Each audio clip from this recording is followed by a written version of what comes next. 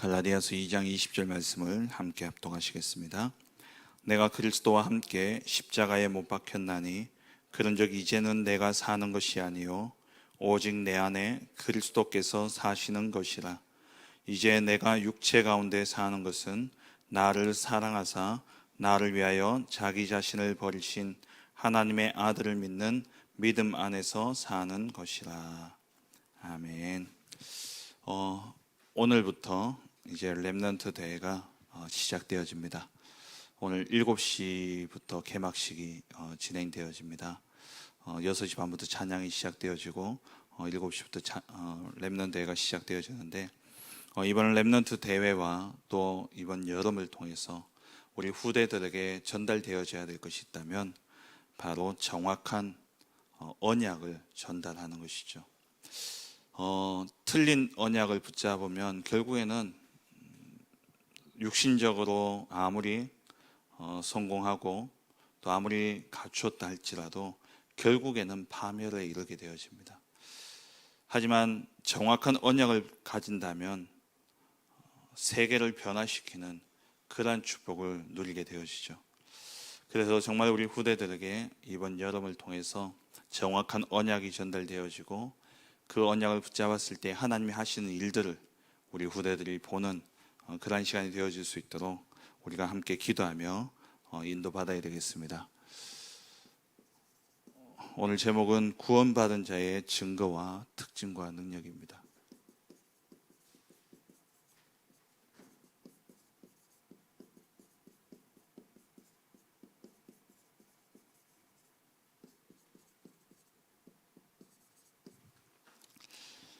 갈라디아서는 율법에 대해서, 율법과 복음에 대해서 아주 잘 말씀하고 있습니다.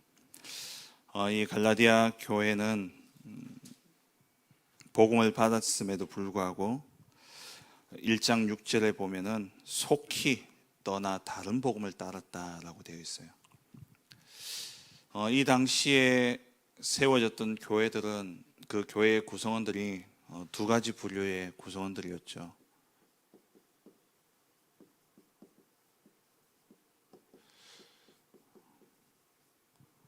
율법주의, 그러니까 유대인으로서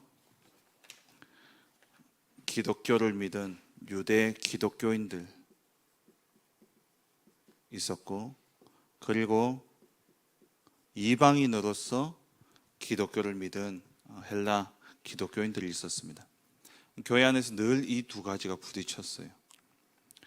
왜냐하면 복음으로 완전히 옛것을 버려야 되는데, 복음으로 모든 것을 재해석하고 새롭게 태어나야 되는데, 그럼에도 불구하고 구원을 받았음에도 불구하고 옛것을 버리지 못한 것이죠. 그러다 보니까 유대 기독교인들은 예수를 믿지만 율법을 지켜야 된다는 겁니다. 율법을 지켜야 구원에 이른다라는 거예요. 그래서 이것을 놓치지 않았어요. 그래서 계속 강조하는 게 뭐냐면 할례, 그리고 절기를 지키는 그러한 부분들, 또 나를 지키는 그러한 부분들을 계속해서 강조했습니다. 헬라파 이 기독교인들은 자유를 이야기하면서도 여전히 옛 사상, 이 철학이나 이러한 사상들을 버리지 못했던 것이죠.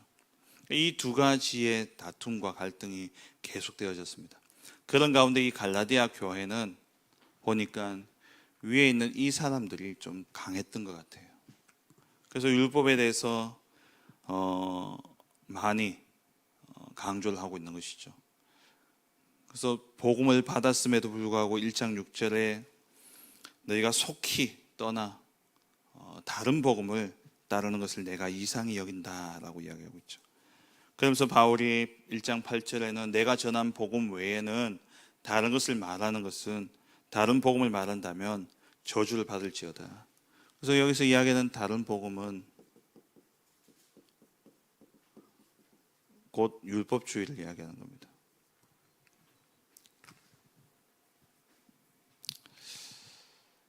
틀린 언약을 붙잡으면 다 무너집니다. 틀린 복음을 붙잡으면 결국에는 뭡니까? 결국에는 파멸에 이르게 되어지는 것이죠. 그게 바리새 교회였고, 또 초대교회로 시작되어진 이 교회가 참 복음을 놓치게 되어지니까 중세교회가 되어져 버렸고, 개혁교회가 이 중세교회에서 복음으로 개혁했다는 개혁교회가 또 다른 복음을 쫓다 보니까는 이 교회가, 유럽교회가 문을 닫고, 또 신앙을 쫓아서 미국으로 갔던 이 청교도들이 또 그 속에서 완전 복음이 되어지지 못하고 다른 복음, 다른 언약이 전달되어지니까 미국이 지금 교회가 문을 닫고, 교회가 힘을 잃어버리니까 지금 미국에 있는 신학교들이 지금 문을 닫고요. 심지어 파송되어졌던 선교사님들을 후원할 수 있는 경제적인 능력이 없어서 선교사님들을 다시 귀환시키는 이러한 일들이 미국에 일어나고 있습니다. 하물며 한국 교회도 마찬가지죠. 러시아 교회 같은 경우는 러시아 정교회에 의해서 90% 이상 예수를 믿던 그 교회, 그 나라가 공산주의가 되어지고 그러면서 완전히 무너졌던 것을 보입니다. 다른 복음을 쫓고 있다는 거죠. 이런 가운데 바울이 오늘 본문에 갈라디아서 2장 20절을 고백하고 있는 겁니다. 사실 이 본문 그대로의 의미를 보면은 바울이 내가 죽었다라는 이 말은 율법에 대해서 죽었다라는 거예요. 16절에 보면은, 2장 16절에 보면은 사람이 의롭게 되는 것은 율법의 행위로 말미암음이 아니요 오직 예수 그리스도로 말미암는 줄 알므로 우리도 그리스도 예수를 믿나니 이는 우리가 율법의 행위로서가 아니라 그리스도를 믿음으로써 의롭다함을 얻으려 함이라. 율법의 행위로서는 의롭다함을 얻을 육체가 없느니라. 사실 율법주의 하지만 이 율법주의는 결국 뭘 이야기하느냐? 납니다. 내가 의롭게 되어지고 내 행위로서 의롭게 되어짐으로 내가 하나님 앞에 나아갈 수 있다는 거예요. 결국 나 중심의 것이고 나의 것, 또 내 생각, 내 계획, 내 기준, 물론 하나님이 주신 율법을 따른다고 하지만 그 중심의 주체는 누구냐? 납니다. 근데 우리는요, 전적 타락한 존재지 않습니까? 우리의 힘과 우리의 의로는 하나님께 나아갈 수 있는 힘과 능력이 없습니다. 그래서 그런 의미에서 바울이 나는 죽었다라는 거예요. 그러면 이 바울이 이 갈라디아서 2장 20절에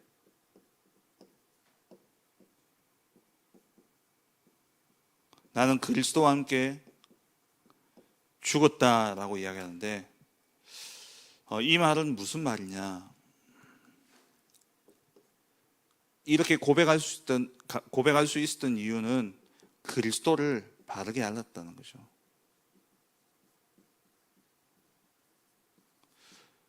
그리스도가 누군지 분명히 알았기 때문에 이 그리스도와 함께 내가 죽는다는 겁니다. 다시 말하면 그리스도에 대한 가치를 알았다는 거예요. 그리스도가 어떤 분인지를 아니까 나는 죽어도 되는구나. 나는 그리스도와 함께 살면 되는구나. 나라는 게 필요가 없구나. 내가 그리스도와 함께 한다면 나라는 것이 필요 없구나라는 것을 깨달은 겁니다. 그리스도를 바르게 알았다는 거예요. 그럼 그리스도는 어떤 분입니까? 우리의 과거의 모든 저주와 재앙의 문제를 완전히 해결하실 수 있는 영세 전부터 계신 그리스도죠.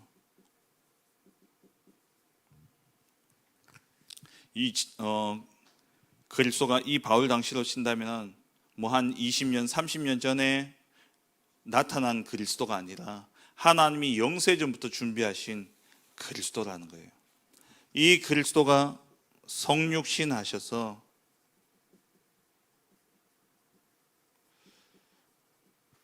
우리가 절대 해결할 수 없는 죄와 사단과 지옥의 문제를 완전히 해결하셨습니다.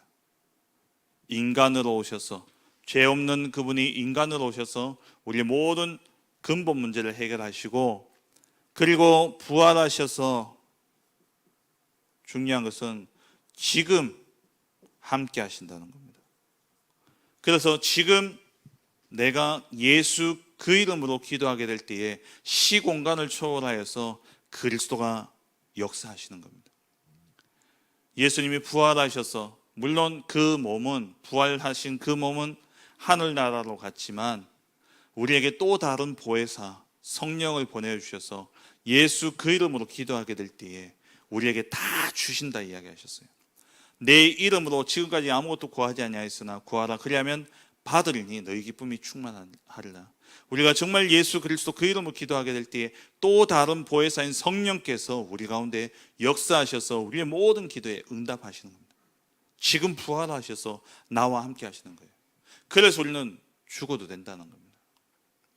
완전하신 그리스도가 나와 함께하고 계시기 때문에 여기서 끝나지 않고 우리의 모든 미래를 보장하셨습니다. 고아와 같이 버려두지 아니하시고 다시 재림주로 오셔서 우리로 하나님 나라에 이르게 하시죠. 심판주로 서실 때에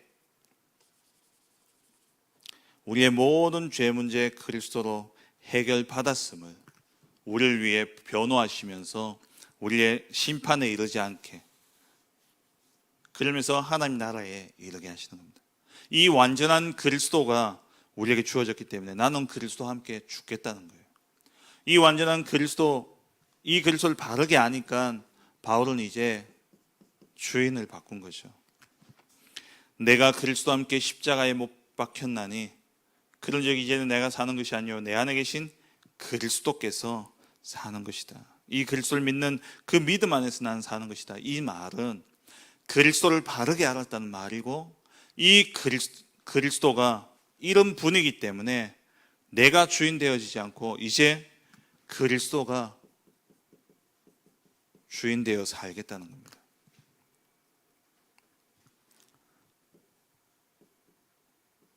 죄로 인한 저주와 재앙, 우리가 하나님을 떠나 있으면, 우리가 예수 그리스도 밖에 있으면요, 아무리 많은 응답과 세상 기준에서 축복을 받았다 할지라도 그것은 결국 우리에게 저주와 재앙으로 오게 되어 있습니다. 왜냐하면 에베소서 2장 3절에 우리는 본질상 진노의 자녀이기 때문에 우리가 아무리 언약 밖에서 그리스도 밖에서의 성공은 반드시 저주와 재앙을 가져와요. 이번 주 강단 말씀에서도 우리가 사단의 망대에서 빠져나오지 않으면 결국에는 나와 다른 사람들까지도 파멸에 이르게 되어진다 말씀하셨죠. 그런데 우리가 그리스도 안에 들어가는 순간 실패고 또 완전히 망한 것처럼 보여지는데 노예로 가고 그 노예에서 조금 괜찮아진 줄 알았는데 누명 써서 감옥에 가고 세상적으로 볼 때는 완전히 망한 거죠. 근데 그게 진짜 그리스도 안에 있는 자에게는 죄와 저주와 재앙이 되어지지 않는다는 겁니다. 합력하여 선을 이루게 되어지는 것이고 영원의 시간표 속에 하나님이 허락하신 일이기 때문에 이것은 반드시 영원한 작품으로 이어지게 되는 것이죠. 그리스도가 주인 되어지게 될 때에 어떤 것도 죄로 인한 저주와 재앙이 우리를 삼킬 수 없습니다. 그리스도가 주인 되어졌다는 것은 사단의 모든 권세가 그리스도 안에, 그리스도 앞에서 멸해졌다는 것이죠. 사단의 망대가 완전히 무너진 겁니다. 그리고 지옥의 배경도 완전히 무너뜨리시는 거죠. 그리스도가 주인 되어지게 될 때 오늘 내게 이런 일이 일어나는 겁니다.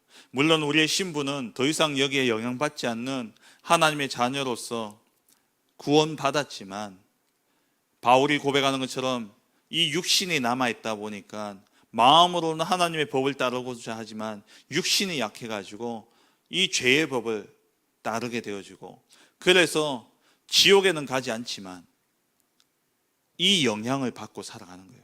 그 바울이 오호라 나는 공고한 자로다. 이 사망의 몸에서 누가 나를 건져내랴. 이 육신 덩어리, 이 사망의 몸 여기에 갇혀 있으니까 완전한 이 해방을 누릴 수 없는 거예요. 그래서 바울이 뭐라냐, 날마다 나는 죽노라. 날마다 나는 그리스도와 함께 죽고 나는 날마다 죽노라고 했지만 나는 날마다 그리스도와 함께 산다는 말이에요. 오늘 내가 그리스도 그 언약을 붙잡게 될 때에 우리를 둘러싸고 있는 이 근본 저주와 재앙, 이것이 우리에게 영향을 줄 수 없고 우리는 여기서 완전한 자유를 누리게 되어지는 것이죠. 진짜 이 응답을 누린다면요, 그리스도가 주인 되어진다면 빨리 내 생각 버려야 됩니다. 빨리 내 계획 버려야 돼요. 빨리 내 주장 버려야 됩니다. 그리스도가 주인 되어서 나와 함께 하신다면, 정말 내게 응답하신다면 내 생각 필요 없어요. 정말 그리스도가 나의 주인이 되신다면 내 생각, 내 주장, 내 계획이 필요 없습니다. 그리스도가 내게 완전한, 그리스도는 완전하고 그리스도는 충분하고 그리스도가 모든 것이 맞다면 내 것은 필요 없다는 것이죠. 그러면 바울이 오늘 나는 그리스도와 함께 죽고 그리스도 안에서 정말 하나님의 아들을 믿는 그 믿음 안에서 나는 사는 것이다 라고 고백했는데,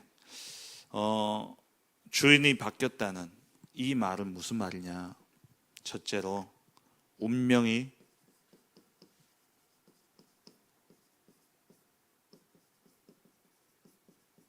뒤바뀌는 그런 망대가 세워졌다는 겁니다.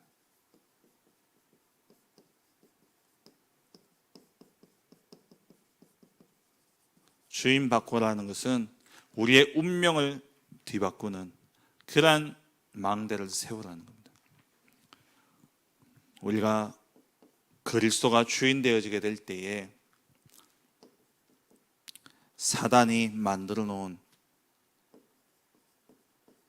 이 함정, 아주 고상합니다. 아주 있어 보이고 수준 높은 것처럼 우리를 속여요. 그게 뭡니까? 나 중심, 육신, 물질 중심, 성공 중심의 것, 이것이 그리스도가 주인 되어지게 될 때 완전히 무너지게 되는 것이죠. 이 운명에서 벗어나는 겁니다. 사단이 만들어 놓은 이 멸망의 틀, 이게 뭡니까? 태어나는 순간 사도행전 13장, 16장, 19장 무속, 점술, 우상, 이게요 문화가 되어져 있는 겁니다. 어제 우리 대만의 고봉석 선교사님과 이렇게 같이 권동훈 목사님하고 이제 식사를 하는 자리가 있었어요. 어제 오후에 저기 양산에 우리 교회 하나교회 이제 성도님이 계셔서 거기에 이제 식당을 하고 계시기 때문에 거기에 식사하러 갔다가 통도사에 갔었어요. 가보니까 입구부터 해가지고 들어갈 때 이제 뭐 주차비인가 받더라고요. 돈 받고 들어가는데 차를 타고 한참 올라가요. 얼마나 깊고 들어가 보니까요 얼마나 좋은지. 그게 이제 계곡이 흐르는데 그 계곡에 또 사람들이요 얼마나 많은 사람들이 거기에 발을 담그고 또 뭐 요즘 캠핑 의자나 이런 것들 가져와가지고 앉아 있고 쭉 둘러보는데, 야 진짜 좋은 데는 다 절이 있구나. 진짜 복음 가진 교회가 이런 응답을 누려야 되는데 이게 이 큰 땅을 차지하고 있고 이 좋은 곳을 차지하고 있고, 그걸 보면서 야 교회는 언제쯤 이렇게 되어질까라는 생각이 좀 들더라고요. 완전 문화화되어져 있으니까 이걸 누가 뭘 할 수가 없는 겁니다. 근데 그게 옳은 줄 알아요. 거기에 가서 시주하죠. 거기에 가서 보니까 진짜 가니까요 인간적으로 조용해요. 그러니까 진짜 쉼이 되겠더라고요. 세상적으로 보면은 완전히 사단이요 우상을 문화화 시켜 놓은 겁니다. 이 틀에서 벗어나야 돼요. 그리고 올무는 몸부림치면 칠수록 더 쪼여드는 게 올무입니다. 완전 운명의 이 올무 속에 갇혀 있죠. 그 6가지 불신자 상태. 마귀 자녀로 태어나서 마귀 따라 살 수밖에 없고, 그러다 보니까 마귀가 시키는 대로 우상, 종교 생활할 수밖에 없고, 그러다 보니 영적 문제 오죠. 몸은 또 망가질 수밖에 없고, 살다 보니 몰랐는데 보니까 내 배경이 다 지옥 배경이에요. 이것이 고스란히 후대에게까지 이어지는 이러한 운명의 문제.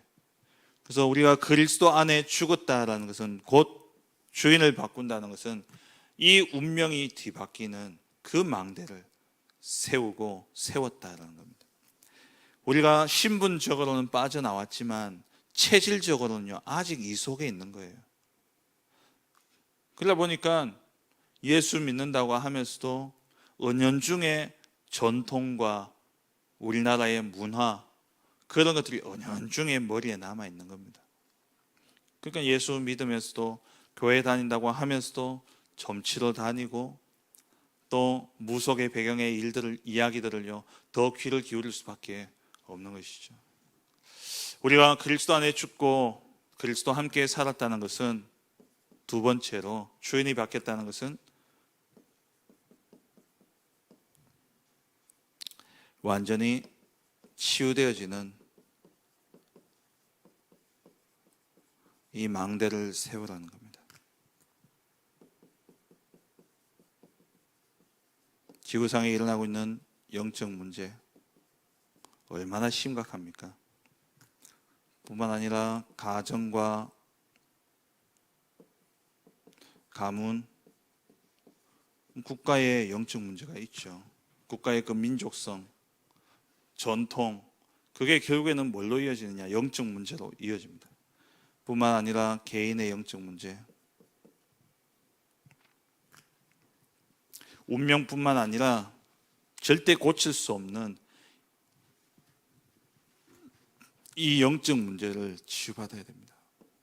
무엇으로 해결되어집니까? 결국 이 영적 문제라는 것은 하나님을 떠남으로 말미암아 왔잖아요. 하나님을 떠난 결과로 오게 되어진 겁니다. 그래서 이 영적 문제를 완전히 치유하는 그리스도와 함께 죽고 그리스도로 다시 살아라는 겁니다. 주인을 바꾸라는 거예요.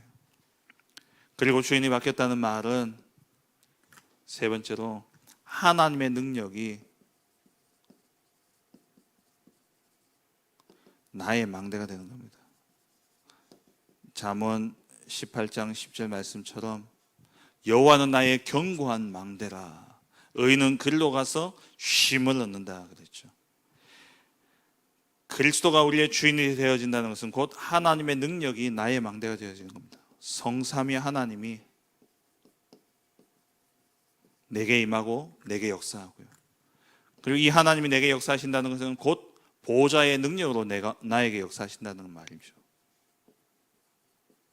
이 보호자의 능력이 내게 임하고 나의 생명 속에, 나의 영혼 속에, 내 삶 속에 임하게 되어지면 나의 과거, 나의 모든 당하는 일들과 문제가 전무후무한 응답으로 내게 증거가 되어지고, 그 증거를 가진 증인으로 서니까 이것이요 나를 통해서 237로 전달되어지는 것이죠.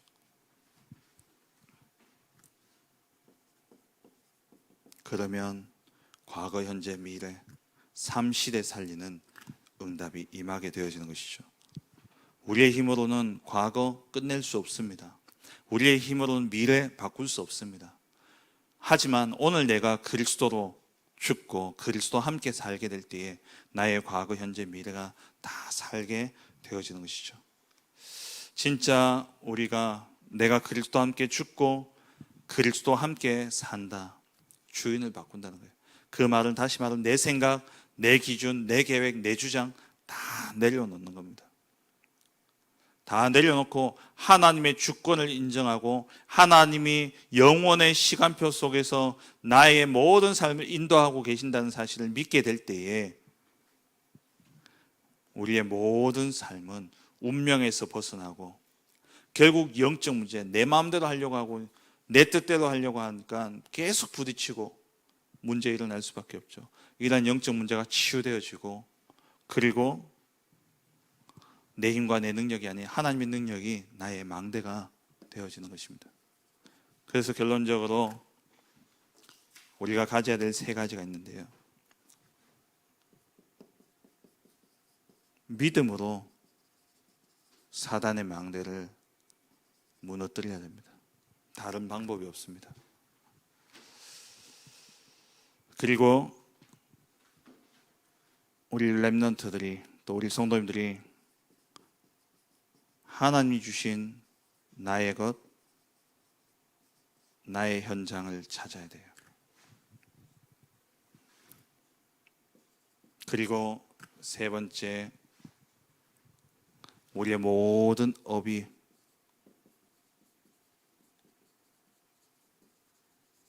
세계 복음화 세계 복음화에 쓰임 받도록 기도해야 됩니다.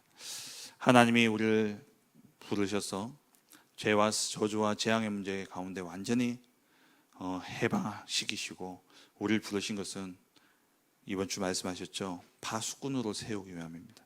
파수꾼 운동의 주역으로 우리를 세우기 위함이죠. 그래서 우리가 파수꾼이기 때문에 망대가 있어야 됩니다. 망대를 세워야 나를 지키고 또 나와 함께한 자를 지키고 시대를 살리게 되어지는 것이죠.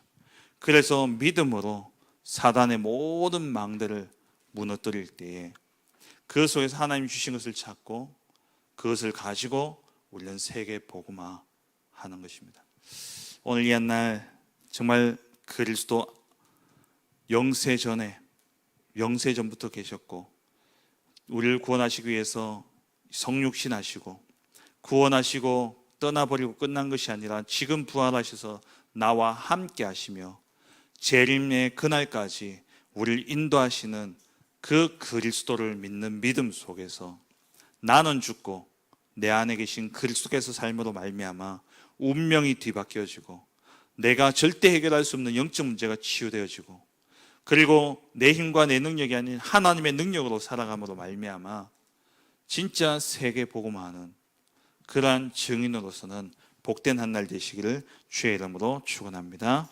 기도하겠습니다. 주신 말씀을 붙잡고